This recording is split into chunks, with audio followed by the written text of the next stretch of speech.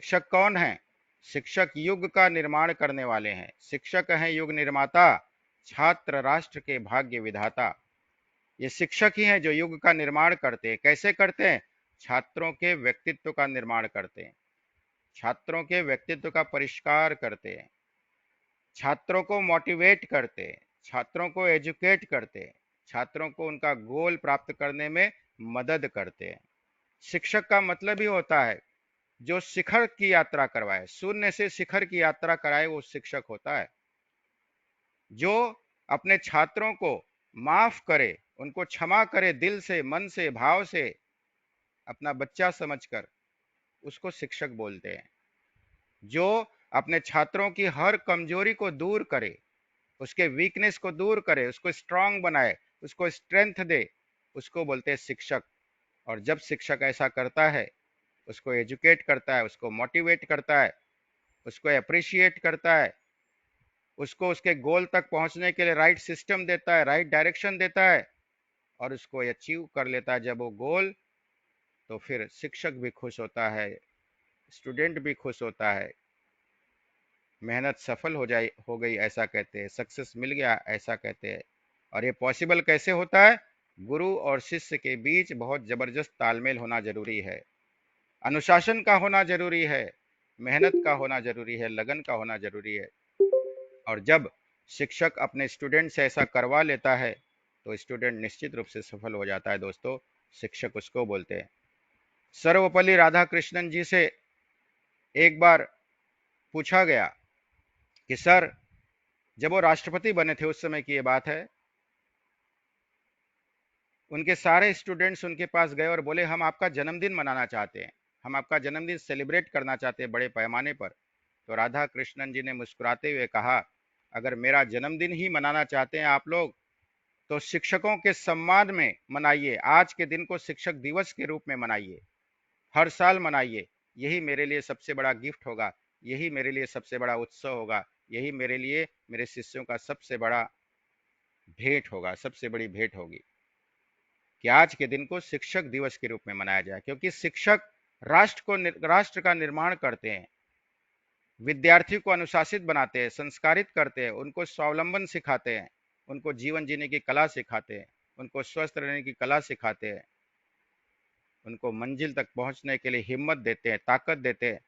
गीता में दोस्तों 3 शब्द बार बार आए हैं। गीता में अगर आप पढ़े होंगे गीता, तो उसमें 3 शब्द बार बार आए हैं कि अच्छा शिक्षक कौन होता है, गुड टीचर कौन होता है। गुड टीचर वो होता है जो अपने स्टूडेंट को हमेशा मोटिवेट करे। भगवान कृष्ण जब अर्जुन शिष्य बन के उनके चरणों में गिरा था, महाभारत का युद्ध चल रहा था, कुरुक्षेत्र का मैदान था, उसके हाथ पैर कांप रहे थे, वो धनुष उठाने के लिए भी वो उतनी पावर नहीं थी उनके हाथों में, उनका मन इतना चंचल हो चुका था। ऐसे में भगवान उसको मोटिवेट करते हैं, कृष्ण भगवान गुरु बन जाते हैं, उस समय टीचर बन जाते हैं, और अर्जुन शिष्य बनता है। शिष्य घबराया हुआ है, डरा हुआ है, उसको मोटिवेट करने का काम करते हैं। और अर्जुन को मोटिवेट करने के लिए गुरु क्या क्या नहीं बोलते हैं, तू नपुंसक है, तू अमुक है, तू तमुक है, तू ये क्या कर रहा है अर्जुन, तुझे इसी कार्य के लिए यहाँ भेजा गया है, तुझे बस इसी दिन के लिए इस पृथ्वी पर भेजा गया, क्या क्या कह के उसको मोटिवेट करते हैं। फिर भी वो नहीं मानता है, फिर उसको एजुकेट करते हैं। गीता के 18 अध्याय कर्म योग की साधना बताते हैं, भक्ति योग की साधना बताते हैं, ज्ञान योग की साधना बताते हैं। 6 6 अध्याय, पहले 6 अध्याय कर्म योग, बीच का 6 अध्याय भक्ति योग, अंतिम 6 अध्याय ज्ञान योग की साधना। एजुकेट करते हैं उसको, भक्ति योग बताकर, ज्ञान योग बताकर, कर्म योग बताकर उसको एजुकेशन देते हैं, उसको शिक्षा देते हैं कि तू किस लिए इस धरती पर आया है। धर्म की स्थापना करने के लिए आया है, धर्मियों का नाश करने के लिए आया है, सज्जनों की रक्षा करने के लिए आया है, दुर्जनों का विनाश करने के लिए आया है, साधुओं का संरक्षण करने के लिए आया है। तेरा तुझे इसीलिए भेजा गया है, इसी दिन के लिए भेजा गया है।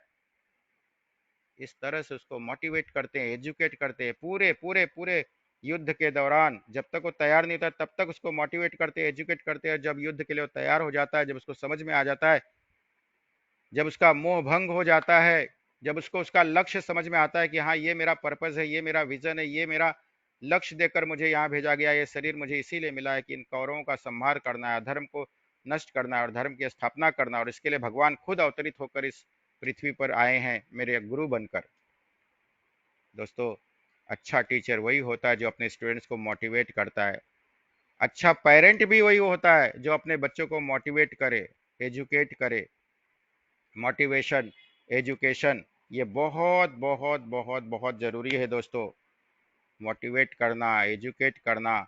और वो टीचर ही होता है जो उसको उसके गोल के डायरेक्शन में नित्य नियमित रूप से प्रेरित करता है, द्रोणाचार्य बनकर। जैसे द्रोणाचार्य अपने शिष्य को सिखाते हैं कैसे तीर चलाना। अर्जुन को पक्षी की आंख दिखती है, बाकी को नहीं दिखती है। दोस्तों, शिक्षक वही है, स्टूडेंट्स अनेक हैं, लेकिन आपके अंदर क्या लेने की भावना है? आपके अंदर समर्पण की भावना है?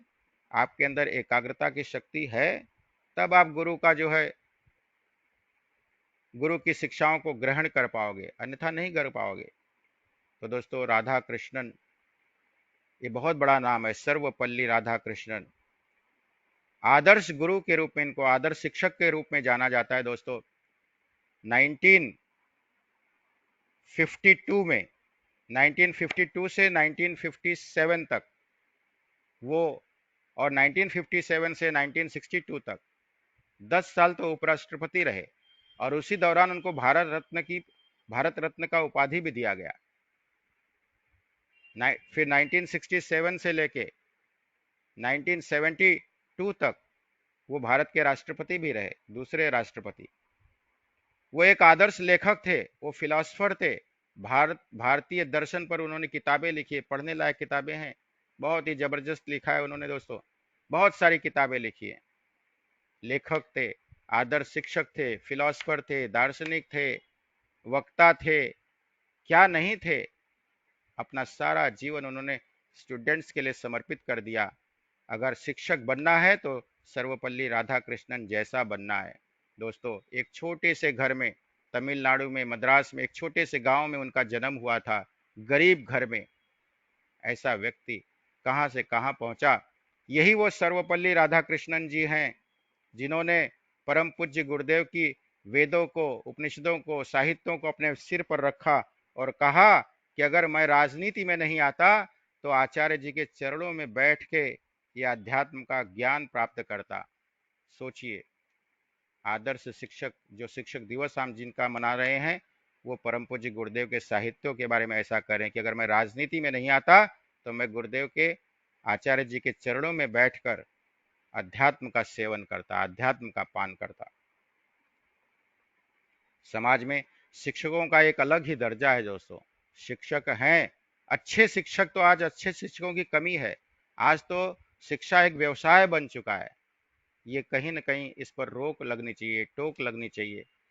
हमारे ईश्वर चंद्र विद्यासागर जी थे, 500 रुपये कमाते थे, 50 रुपये अपने भोजन पानी के लिए रखते थे, 450 रुपये गरीब बच्चों में दान कर दिया करते थे। ये होता है आदर्श शिक्षक। आदर्श शिक्षक स्टूडेंट्स को उसके सब्जेक्ट को तो पढ़ाता है, लेकिन सब्जेक्ट को पढ़ाते पढ़ाते हंसी मजाक में, कथा कहानियों के माध्यम से वो बच्चों को एक संस्कारित भी बनाता है, बच्चों को एक सही दिशा देने की कोशिश करता है, बच्चों का पूरा निर्माण करते हैं। वो शिक्षक आदर्श शिक्षक कहा जाता है दोस्तों। इसीलिए कहते हैं शिक्षक के ऊपर बहुत बड़ी जिम्मेदारी है, बहुत बड़ी जिम्मेदारी है। और इसीलिए परम पूज्य गुरुदेव ने उनको कहा युग का निर्माण करने वाला, युग निर्माता। ये छात्र का भविष्य गढ़ते हैं, और ये छात्र, जो आज के छात्र हैं, वही भारत का भविष्य है। तो भारत के भविष्य को गढ़ने का काम ये शिक्षक करता है। इसलिए 5 सितंबर को शिक्षक दिवस के रूप में मनाया जाता है। सर्वपल्ली राधाकृष्णन जी के सम्मान में ये दिन मनाया जाता है। हम में से हर कोई टीचर है। टीचर कौन? जिससे हम कुछ ना कुछ सीखें। आज के मेडिटेशन में हमने यही तो सीखा, हर एक से सीखा, हर एक से हम सीखते हैं। हमारी माँ हमारी पहली गुरु होती है, हमारा पिता होता है, हमारा सदगुरु हमारा गुरु है। ये तीन तो प्रमुख गुरु हैं। उसके अलावा ये पशु पक्षी जीव जंतु, ये 5 तत्व जो है, पृथ्वी जल वायु आकाश, ये प्रकृति, ये कुदरत, जिस जिससे आप लर्न करते हो, सीखते हो, वो सब शिक्षक ही तो है, वो सब टीचर ही तो है। तो हमेशा स्टूडेंट बन के रहना चाहिए। कभी भी हम परफेक्ट नहीं हो सकते, लेकिन लर्निंग चालू रखनी चाहिए, लर्निंग चालू रखनी चाहिए। जितना हम लर्निंग करेंगे, जितना हम सीखेंगे, उतना लाइफ के हर युद्ध को, हर लड़ाई को हम जीत सकेंगे, उसमें सफल हो पाएंगे। इसलिए लर्निंग कभी बंद नहीं करना चाहिए। कहते हमेशा स्टूडेंट बन के रहो अपनी लाइफ में। कभी भी ये मत सोचो कि अब तो मुझे कुछ सीखना बाकी नहीं है, अब तो मैंने सब कुछ सीख लिया। जिसने ऐसा कर लिया उसकी प्रगति पे उसी दिन स्टॉप लग गया, स्टॉप, ठहराव आ गया। और जब ठहराव आ जाएगा लर्निंग में, तो जो सीखा है वो भी धीरे धीरे वॉश आउट होने लगता है। इसीलिए रसरी आवत जात है, सिल पर परत निशान। अभ्यास बहुत जरूरी है, लर्निंग बहुत जरूरी है, रिमाइंड करना बहुत जरूरी है कि हम लोग तो गजनी बने हुए हैं, है ना, चीजों को भूल जाते हैं, तो रिमाइंड करना चाहिए। गुरु, ये किताबें गुरु हैं। ये किताब क्या है? ये जो किताबें स्वाध्याय करने के लिए आप लेते हो, ये गुरु हैं। स्वाध्याय गुरु है, सत्संग गुरु है। इसके माध्यम से भी हम लर्निंग करते हैं, हमारे मन को हम स्वच्छ करते हैं, निर्मल करते हैं। हम अपने ध्यान को भगवान में लगाने की कोशिश करते हैं, भगवत प्राप्ति के मार्ग पर, सत्कर्म पर चलने की कोशिश करते हैं, सन्मार्ग पर चलने की कोशिश करते हैं। तो जब साक्षात रूप से गुरु मौजूद नहीं होते हैं तो हमें किताबों का सहारा लेना पड़ता है, हमें इंस्पायर करने वाले ऑडियो वीडियो का सहारा लेना पड़ता है, हम सत्संग में जाते हैं।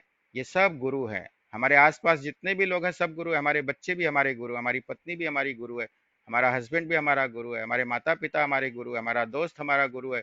सब गुरु हैं, सबसे कुछ न कुछ सीखने को मिलता है। भगवान दत्तात्रेय, आप जानते हैं उनके 24 गुरु थे, 24 गुरु। क्यों? हर एक से उन्होंने सीखा, हर एक से सीखा। एक एग्जाम्पल दूंगा मकड़ी का। मकड़ी जाला बुन रहा था, जाला, और उस जाले में वो मकड़ी फंस गया। भगवान देख रहे हैं उसको, देख रहे हैं उसको। मकड़ी क्या कर रहा है? मकड़ी ने खुद जाला बुना और उस जाले में फंस गया।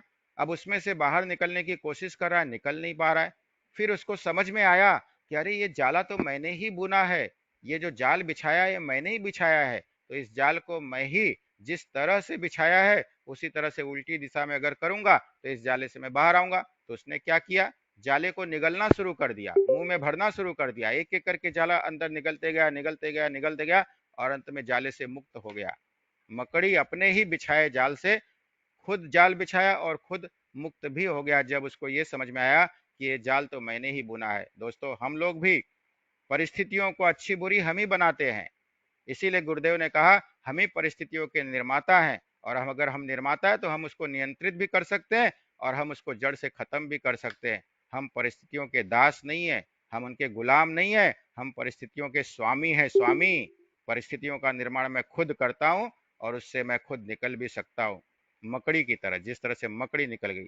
तो दोस्तों, मकड़ी से दत्तात्रेय भगवान ने ये सीख दी हम लोगों को कि जो भी परिस्थितियां हमारे सामने हैं वो हमने ही उत्पन्न की है, किसी और ने नहीं की है। अपने विचारों से, अपने भावनाओं से, अपने कर्म से, तो उससे हम बाहर निकल सकते हैं, क्योंकि जो हम निर्माण किए हैं उसको हम ही दूर कर सकते हैं, और कोई नहीं दूर कर सकता है। भगवान गुरु तो हमें मार्गदर्शन करने के लिए हमेशा तैयार हैं। तो इस तरह से छोटी छोटी चीजों से हमें सीख मिलती है, हमें सीखते रहना चाहिए और उसको अपने जीवन में इम्प्लीमेंट करते रहना चाहिए, एक्शन लेते रहना चाहिए। बदलाव निश्चित रूप से होता है। आज हम सब जिस किसी भी मुकाम पर पहुंचे हैं उसमें हमारे गुरुओं का ही तो हाथ है, हमारे गुरुओं का ही हाथ है। जरा ध्यान कीजिए, आज उनके प्रति कृतज्ञता व्यक्त करने का दिन है, और इसीलिए आज का जो मेडिटेशन था, ग्रेटिट्यूड, वो गुरुओं के प्रति समर्पित था। तो थैंक यू सो मच। आप सब के अंदर विराजमान उन गुरुओं को मैं नमन करता हूँ, वंदन करता हूँ, और शिक्षक दिवस की आप सभी को बहुत बहुत बधाई देता हूँ, बहुत बहुत बधाई देता हूँ। Thank you so much, thank you so much, thank you so much. Love you all. Sarvepalli Radhakrishnan ji का जो उन्होंने अंतिम जो अपना देह त्यागा, वो 17 अप्रैल 1975 का दिन था दोस्तों। 17 अप्रैल 1975 के दिन हमारे देश का भारत रत्न विदा हो गया। 2 बार उपराष्ट्रपति बने, एक बार राष्ट्रपति बने। कहाँ कहाँ उन्होंने काम नहीं किया, सब जगह काम किया। जहाँ गए लोगों को मोटिवेट किया, एजुकेट किया, उनको उनके लक्ष्य तक पहुंचाया। शून्य से शिखर की यात्रा कराया उन्होंने अपने शिष्यों को। न केवल पढ़ाई लिखाई से बल्कि चिंतन से, चरित्र से, व्यवहार से उन्होंने एक आदर्श स्टूडेंट बनाया, सबको उनके मंजिल तक पहुंचाया। Thank you so much, thank you so much. Love you all.